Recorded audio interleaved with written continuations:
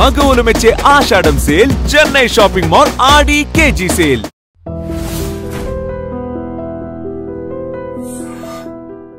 ఏంటంటే ఇంతకుముందు ఆడవాళ్ళు ఇంటి బాధ్యతలు పిల్లల బాధ్యతలు తీసుకునేవాళ్ళు. ఇప్పుడు దాంతో పాటుగా ఉద్యోగాలు కూడా చేస్తున్నారు. అంటే చేయాల్సిన అవసరం ఉన్నవాళ్ళు కొంతమంది, ప్యాషన్ కోసం చేసేవాళ్ళు కొంతమంది, డబ్బు కోసం మాత్రమే చేసేవాళ్ళు కొంతమంది. ఇందులో కూడా చాలా రకాలు ఉన్నాయి. అయితే భగవంతుడు స్త్రీకి నెక్స్ట్ జనరేషన్ని బర్త్ ఇవ్వగలిగే ఒక గొప్ప అవకాశం కానీ, తల్లే మొదటి గురువు అనేటువంటి ఒక పరిస్థితి కానీ, ఇంట్లో ఉన్న వాళ్ళందరూ కడుపు నిండా భోంచేయాలన్నా, ఆరోగ్యంగా ఉండాలన్నా, ఎవరి పనుల్లో వాళ్ళు ఇన్ టైం వెళ్ళాలన్నా, మళ్ళీ ఇంటికి వచ్చే వాళ్ళ సంరక్షణ చూడాలన్నా, స్త్రీకి నెక్స్ట్ జనరేషన్కి సంబంధించిన వాళ్ళకు ఒక వయసు వచ్చేంత వరకు ఒక గొప్ప బాధ్యత ఇచ్చాడు. ఆ బాధ్యతని గుర్తించలేక వంటింట్లోనే పడుంటున్నాం అన్న ఫీలింగ్లో మహిళలు ఉంటున్నారంటారా? లేదా ఇంట్లో ఉండేదే కదా ఆడది అని హస్బెండ్ కానీ లేదా మగవాళ్ళు కానీ పట్టించుకోకపోవడం వల్ల ఇటువంటి రెవల్యూషన్ వచ్చిందంటారా? మీ ఉద్దేశ ప్రకారం ఇలాంటి పరిస్థితుల్లో పిల్లలు ఇటు తల్లి తండ్రికి దూరం అయ్యి, పెద్దవాళ్ళ ఇంట్లో లేక న్యూక్లియర్ ఫ్యామిలీస్ అయిపోయి చాలా రకాలైన పరిస్థితుల్ని చూస్తున్నారు పిల్లలు. సో మీ ఉద్దేశ ప్రకారం కాలమాన పరిస్థితులను దృష్టిలో పెట్టుకొని మీరేం చెప్తారు? కుటుంబము అనేటటువంటిది ఒక పురుషుడు, స్త్రీ వారిద్దరూ కలిసి నిర్వహించాల్సినటువంటి ఒక బాధ్యత. It's a collective responsibility to make a family, to continue the progeny. దీనికి వెనకాతల మనం గుర్తించాల్సింది అసలు లక్ష్యం గుర్తించాలి.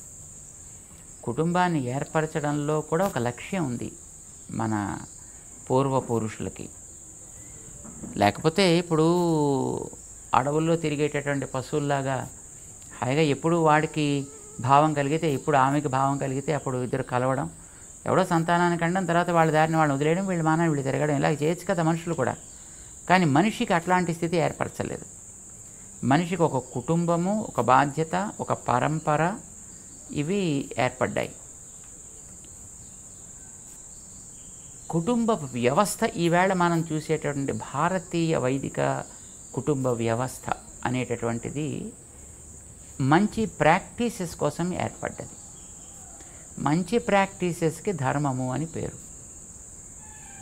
ఏది వ్యక్తికి, వ్యక్తి ద్వారా కుటుంబానికి, కుటుంబం ద్వారా సమాజానికి, సమాజం ద్వారా ప్రకృతికి ఏది అనుకూలమైనటువంటి ప్రాక్టీస్ ఉంటుందో దానిని ధర్మము అని పేరు పెట్టారు. దాన్ని ధర్మం అంటే ఉపదేశాలు చేసేది కాదు.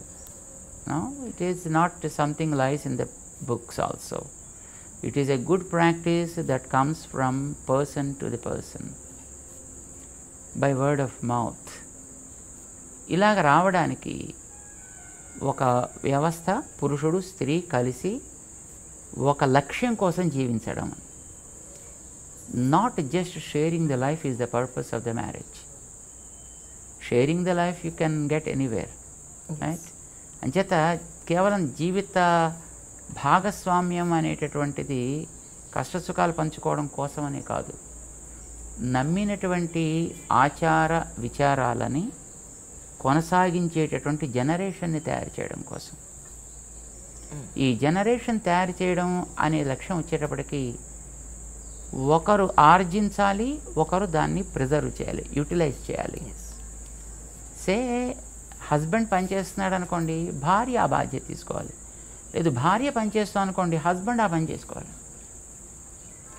ఓకే. ఇప్పుడు అమెరికా లాంటి దేశాల్లో పాపం ఈ బాధ్యత గుర్తించి ఒకళ్ళు పని చేస్తే ఇంకొకళ్ళు బాధ్యత తీసుకుంటున్నారండి. ఇక్కడ ఉండేటప్పుడు పాపం మగవాళ్ళకి అసలు అగలిగిన ఆడవాళ్ళకు కూడా అనుకోండి, వాళ్ళు ఒంటింటి మొహం కూడా తెలియకపోయినా అక్కడికి వెళ్ళిన తర్వాత పాపం ఒంటిల్లే కాదు పాత్ర శుద్ధి చేసుకోవడం కూడా మగవాళ్ళు కూడా చాలా చక్కగా మంచి ఎక్స్పర్టీస్ అక్కడ కూడా వాళ్ళు సంపాదిస్తున్నారు. అంట్లు తోమడానికి పేరు పెడితే బాగుండేది కనుక డిష్ వాష్ అని పేరు పెట్టారు దాన్ని. మొత్తానికి ఆవిడ పనిచేస్తే ఈయన ఈ బాధ్యత చూస్తాడు, ఈయన పని చేస్తే ఆవిడ ఆ బాధ్యత చూస్తారు, ఇద్దరు పని చేస్తే ఇద్దరు వచ్చి పని చూసుకుంటారు. Correct. Need made them to understand their own roles and responsibilities. Perfect. మన దేశంలో దురదృష్టం కొద్దీ ఆ బాధ్యతను మర్చిపోయారు. మగవాడు మర్చిపోయాడు, స్త్రీ కూడా మర్చిపోయింది. కానీ ఇక్కడ మీ గురువుగారి విగ్రహాన్ని అంత పెద్ద స్థాయిలో ఏర్పరచాలన్న ఆలోచన మీదేనండి, లేకపోతే ఎలా కలిగింది అసలు?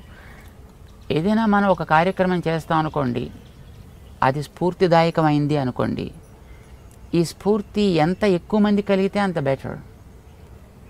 సాధారణంగా చాలామంది ఇప్పుడు రామానుజుల వారు 1000వ సంవత్సరం వచ్చింది.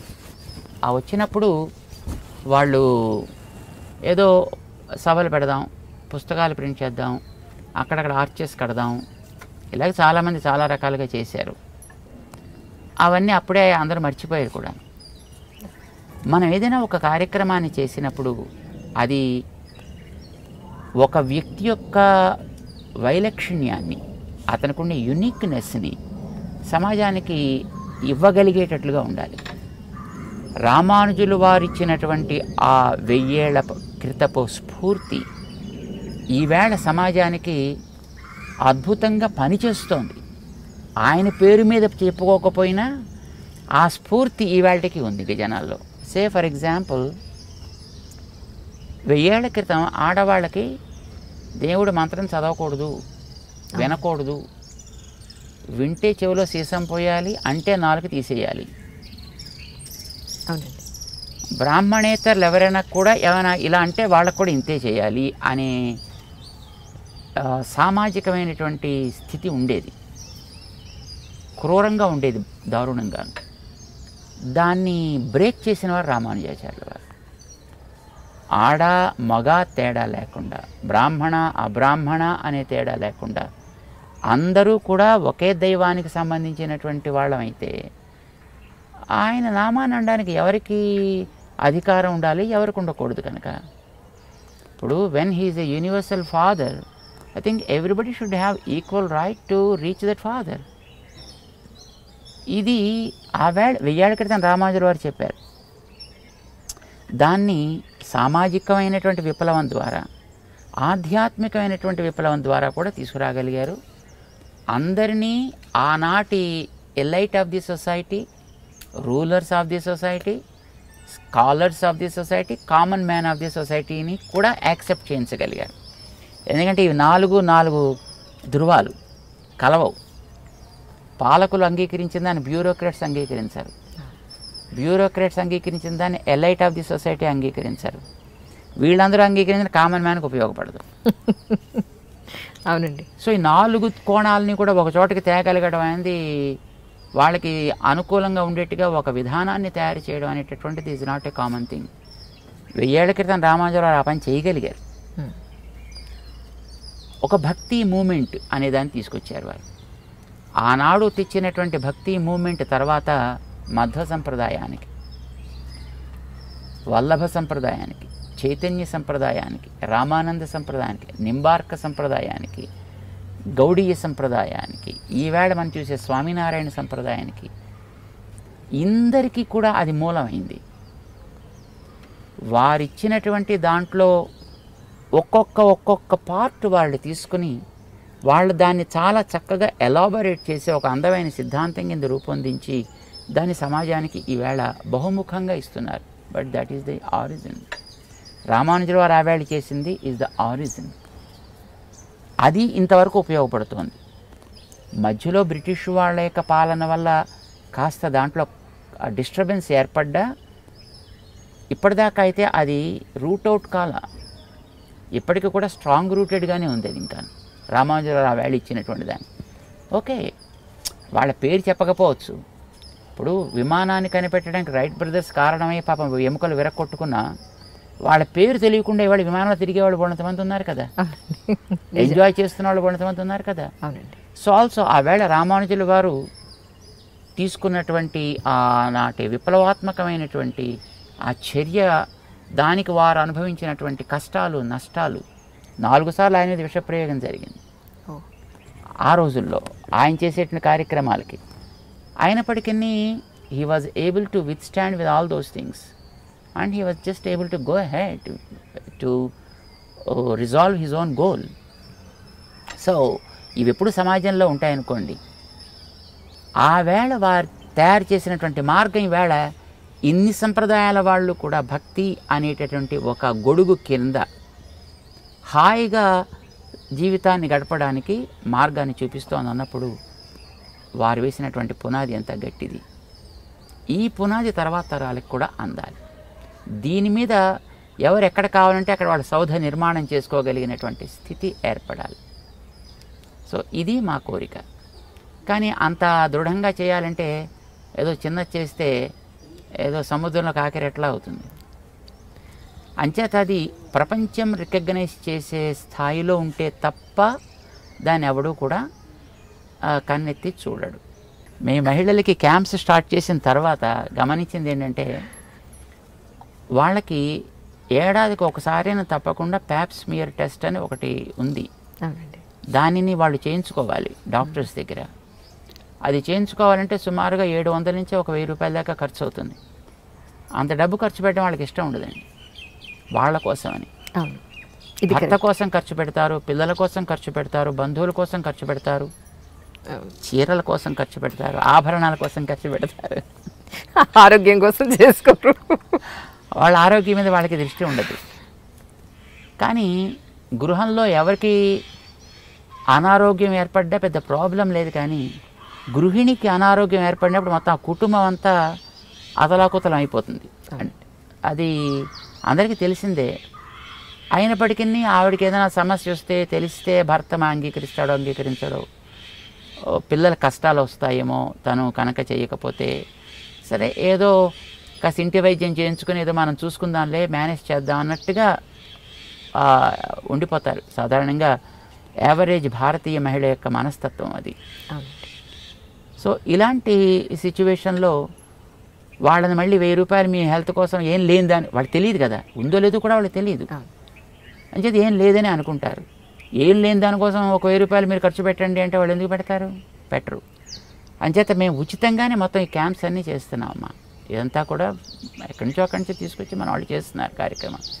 ఏదో తాత్కాలికంగా ఎవరో ఒక్కొక్క డోనర్ వస్తారు, వాళ్ళని ఒక క్యాంప్ స్పాన్సర్ చేయండి అంటే స్పాన్సర్ చేస్తారు, కార్యక్రమాలు జరుగుతాయి. ఇంత కార్యక్రమాలు పర్మనెంట్గా చేయాలి అని అంటే మనకి కష్టం కదా జనరల్గా. అంచేత మనం ఎవరితోటైనా కలిసి ఈ కార్యక్రమాలు జరిపించడానికైనా ప్రోత్సాహం మేము ఇస్తుంటాం. ఇది కొంతకాలం మనం చేస్తాం. కానీ జాతికి ఒక స్థాయి రూపంగా ప్రేరణనివ్వగలిగేటటువంటి ఏదైనా ఒక సెంటర్ కావాలి. ఇప్పుడు ఇవన్నీ తాత్కాలికంగా మేము చేయగలుగుతాం. మనం ఇలాంటి సర్వీసెస్ ఎంతకాలం చేస్తూ ఉంటాం అంతకాలం మనం వాళ్ళకి జ్ఞాపకం ఉంటాం కామన్గా. మనం ఇటు తిరగగానే ఇది అటు తిరుగుతుంది. So of the sight of the mind అని అంటుంటారు కదా.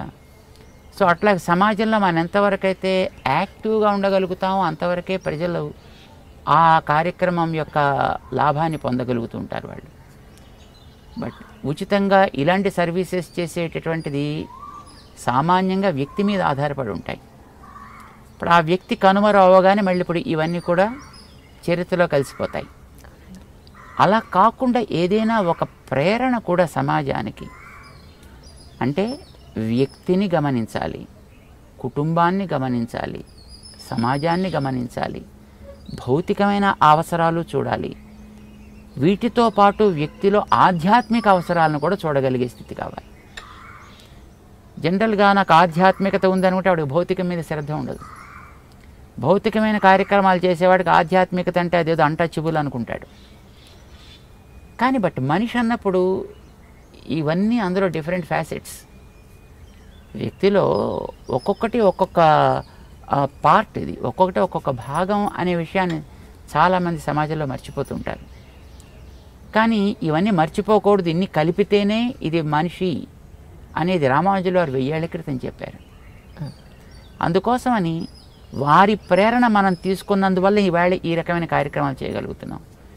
ఇదే రకమైన ప్రేరణ వారు మిగతా ఎంతోమందికి ఇవ్వగలిగేటట్లుగా ఉన్నట్టయితే సమాజంలో ఎంతోమంది ఇలాంటి వ్యక్తులు తయారు కాగలుగుతారు కదా. అందుచేత ఏదైనా ఒకటి అలాంటి సెంటర్ తయారు చేయాలనే ఉద్దేశంతో రామానుజాచార్య స్వామి వారి యొక్క 1000 ఏండ్ల సంవత్సరపు ఉత్సవాన్ని పురస్కరించుకొని ఒక ప్రాజెక్ట్ని తీసుకున్నాం అనమాట. సమతా మూర్తి స్ఫూర్తి కేంద్రము అని, స్టాచ్యూ ఆఫ్ ఈక్వాలిటీ అని దానికి పేరు పెట్టారనమాట. అది ఒక ప్రాజెక్ట్ చేద్దామని ఆరంభం చేసి, సరే ఇప్పుడు అది నడుస్తుంది అనుకోండి ఆ ప్రాజెక్ట్. అది మనకి రాబోయేటటువంటి తరాలకు కూడా ప్రేరణ ఇవ్వగలిగేటట్లుగా ఉండాలి అనే కోరికతో దాన్ని చేస్తున్నాం. So we need both.